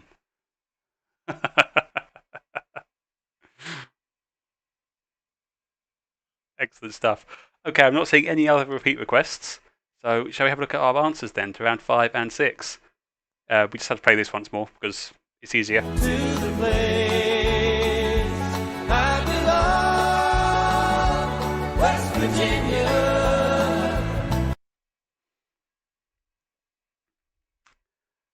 Okay, no other repeat requests, so I think we're ready to move on to our answers then for rounds 5 and 6. So round number 5 was our Who Won the Oscar round. Question number 1 was La La Land. Who won the Oscar from these 3 people? It was Emma Stone, who won Best Actress. So in La La Land, it was Emma Stone who won the Oscar for Best Actress. From 2, West Side Story. Of these 3 people, it was Rita Moreno, who won Best Supporting Actress.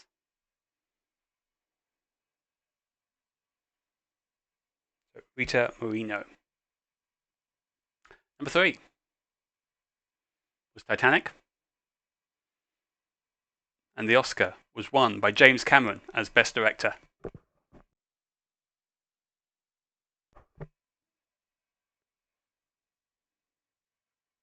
Number 4, The Godfather. Al Pacino, Marlon Brando, or James Caan. It was, of course, Marlon Brando. Or in this case, it was The Codfather and it was Marlon Brando, because I can't spell. Marlon Brando, who won Best Actor for The Godfather. Number 5, American Beauty. The Oscar in American Beauty was won by Kevin Spacey, who won Best Actor. Number 5, Kevin Spacey, Best Actor. Oh, you didn't need which one they won, just the person, so Kevin Spacey is the answer. Number 6, The English Patient. Was it Juliette Binoche, Ralph Fiennes, or William Dafoe? It was Juliette Binoche who won Best Supporting Actress. Apparently, Millie thought it was Al Capone. I'm sure there was some inspiration there.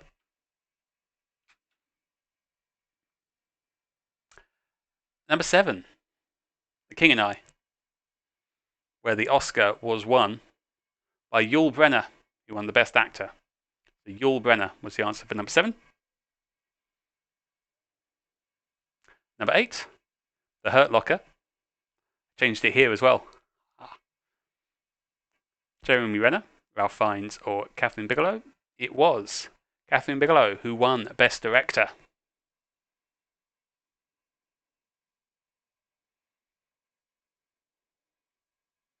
You see, I do generally check these slides before I go live with them.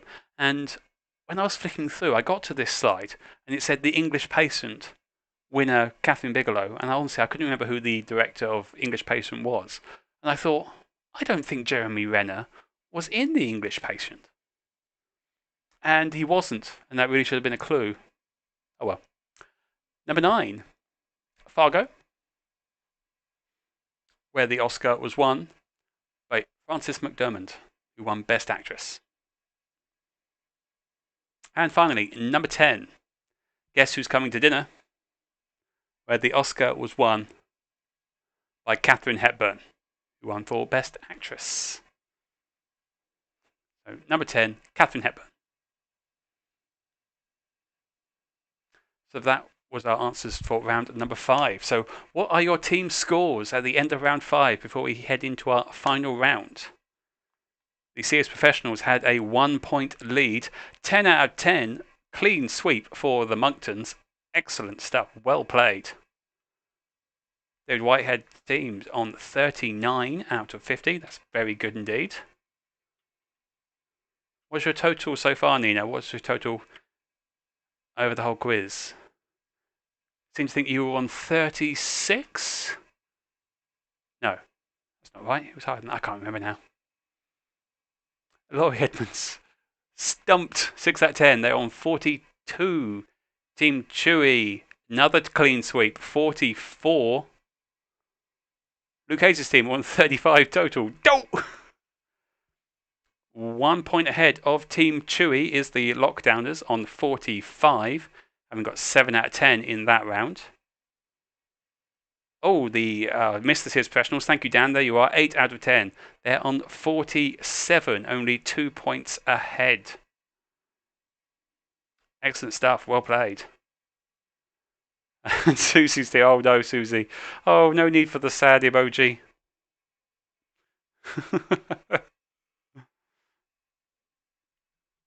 Okay, let's take a look then at our final round, which is our finish the lyrics. So here we go. Number 1 was... Oh, it reveals the answer as we go. So question number 1. Oh, baby, baby, I shouldn't have let you go. And now you're right upside down. So the line finished. Out of sight. We were looking for sight. If you said sight, yeah, I'll accept that as well. She does say yeah. Question number 1. You're out of sight. Number 2. And I thought, oh my God, look at that face. You look like my next mistake. Question number 2 from Taylor Swift. You look like my next mistake.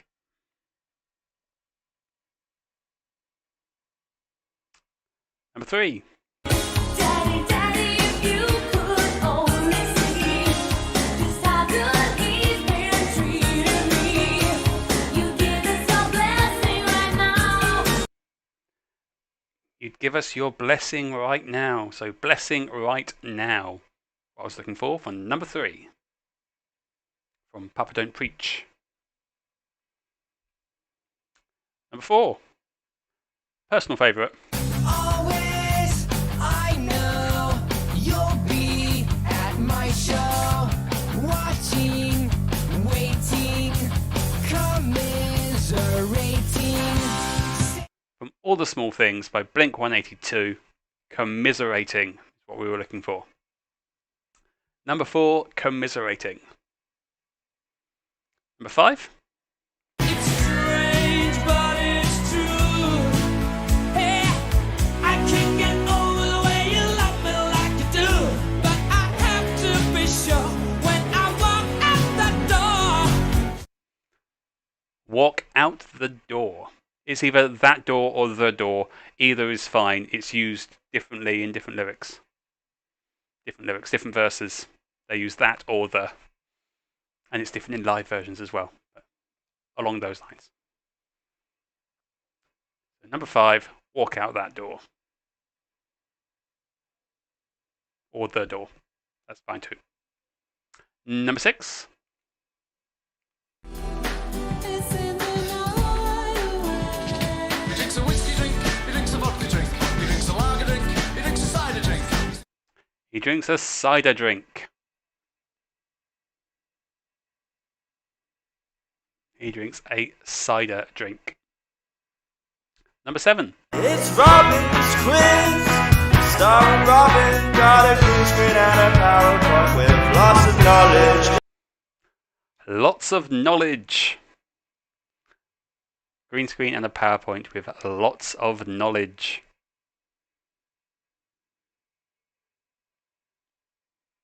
Number 8. No one's gonna make it that much better when we can say goodnight and stay together. Wouldn't it be nice? And stay together. What we're looking for number 8. And stay together. Number 9. 99 nights of the year, while super high-tech jet fighters. Everyone's a superhero, everyone's a Captain Kirk. But Everyone's a Captain Kirk.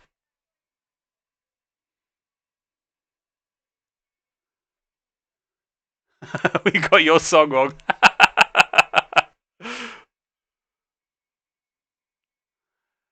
Goes to show what's a really great song. All 5 sets of people on our screen started singing along with Queen.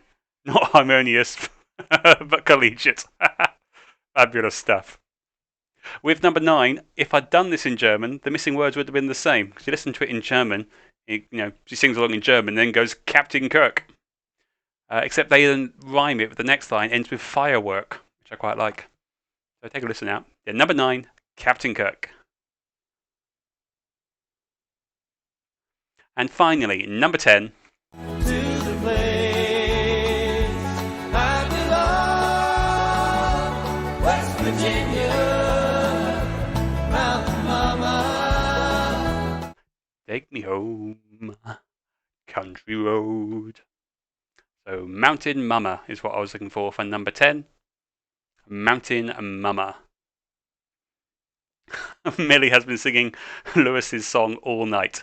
Well, quite often when after the quiz and I log on and play some games with my mates on Discord, I usually get a little chorus of starring Robin, which I quite like.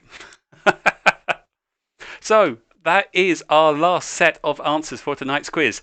Add up your scores. Let me know what your totals are. How did you do in that round? What's your total overall? Nina has got 9 out of 10 in that round. Very well played. It's a clean sweep for the serious professionals in the final round. 10 out of 10.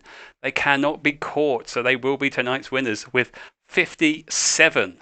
Only dropping 3 points in the whole quiz. Very well played indeed. That's 98%. Very well played indeed. Just behind them, a clean sweep in that round as well, the reduced lockdowners with 55. Very well played indeed. The Monktons tying with the lockdowners on 55 as well. Joint second place. Staged recoveries of the Edmondses.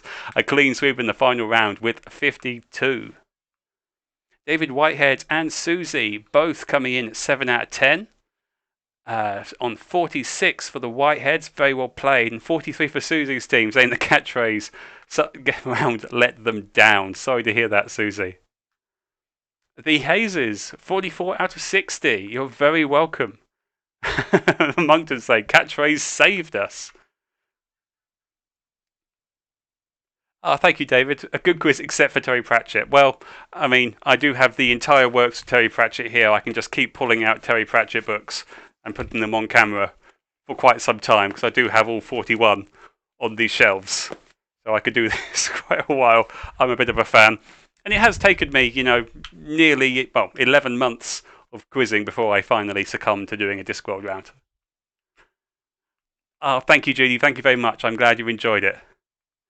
Thank you all very much for playing. I'm glad you've had a good time. Now, I just want to let you all know in terms of the future of the quiz. Shelley's due date is the 24th of February. So we are now less than 7 weeks from when our baby is due. Obviously, I'm not going to keep carrying on with the quiz at that point, because basically I've got all my plans lined up and then everything stops. So what I'm going to do is I'm going to do 2 more quizzes. I've got a quiz in next 2 weeks, which will be on the 22nd. And then I think we'll get 1 more in for the final one on the 5th of February. So we're going to do 2 more quizzes. And then after that, unfortunately, they will be stopping. What I hope to do after that is I hope to make it sort of seasonal. So I maybe do a quiz at Easter and then do one sometime in the summer, maybe a Halloween and a Christmas. Because I'm kind of hoping, once we get to Easter, and especially once we get to the summer, that we're all going to have other things to do on Friday nights. So we won't miss the absence of doing the regular quiz quite as much. But I've really enjoyed doing them, and I am going to miss doing these an awful lot, and I want to keep having the option to do it. And if you're all keen, then I would absolutely love to keep doing these sort of on a seasonal basis, if you're all interested. Let me have a look at your comments I've been blathering on. We're taking what we could get. Could I not have one in the middle of the night sometime? You'll be awake after all. Well, I could. I could be here, trying to get the baby to sleep. And Robin's quiz, starring Robin's sleep.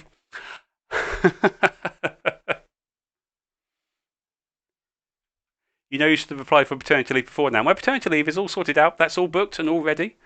Everyone at KCC has been fantastic in that regard. My paternity leave, basically, as soon as Shelley goes into labour, my paternity leave starts. And I've also got an extra 2 weeks leave, so I'm going to have a full month to sort of get used to the new normal, which is going to be great. I'm really pleased that I can be there for Shelley in those first 4 weeks. So it's going to be interesting and very exciting. I'm quite nervous as well, but it is exciting. Really looking forward to it. We would love to keep doing them as long as you're happy to do them. For services to lockdown quizzing, you deserve an MBE. Thank you very much indeed. Lewis could write a lullaby version. Well, that would be lovely. That would be very, very sweet indeed. But I think for my sanity, this is the most sensible course. What I would suggest then is, if I'm going to be switching to a more seasonal approach, do follow the page on Facebook, because I'll post on there when I'm planning to do quizzes. I mean, it's obviously going to be a bit of a gap after the next two more, and then it will be a gap until I'm not sure when. But I will communicate on that Facebook page as and when it's going to be. Or, you know, all of you are pretty close to me. If you don't know me directly, you'll know somebody who does. You can always just ask, and I'll let you know what's going on. It's really fine. You can always give me a ring or whatever. We'll miss you after February, having kept you sane for all these months. Oh, thank you, David. That is very kind indeed. I do appreciate that. But I don't want to commit to keep going with them with a new baby, because it's especially our first baby. I have no idea. Everyone tells you that everything changes. And so, oh, okay. And I won't plan anything then.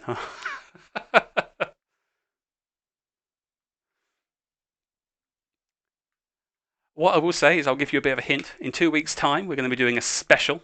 It'll be everything 80s. So crack out your shell suit and your boombox. The next quiz will be an 80s themed quiz that I've been planning to do for ages. So I'm looking forward to doing that. And then we'll have our final quiz on the 5th of February. If baby comes early and gets in the way of doing quiz on the 5th of February, again, I will put it on the Facebook page and let you know.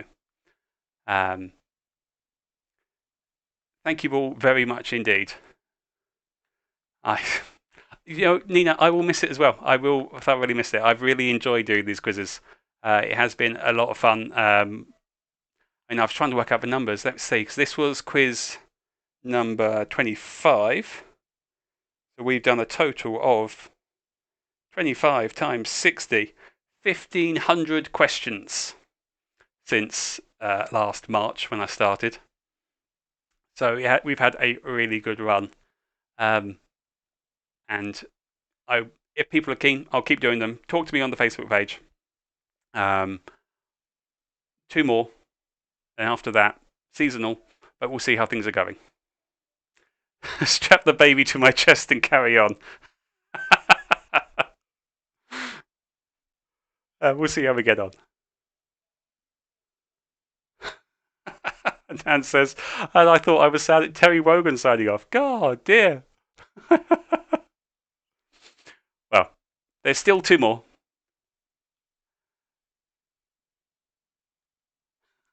Miles says, thanks, Robin.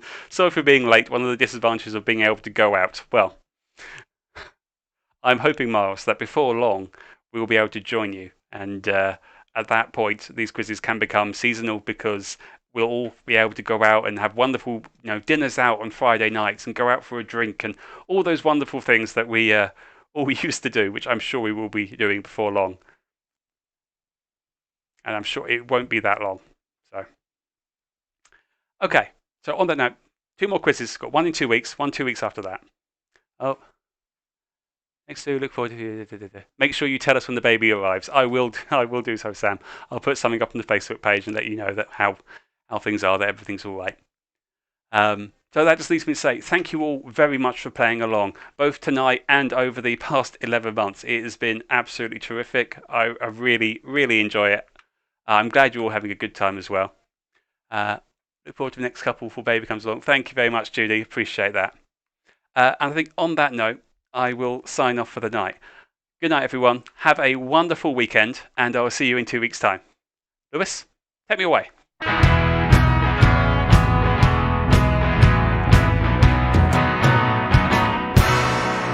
It's Robin's quiz, starring Robin, got a green screen and a PowerPoint with lots of knowledge. It's Friday night, starring Robin, grab your husband, wife, or kids, it's time for answering questions. I just hope there's no Star Wars around tonight.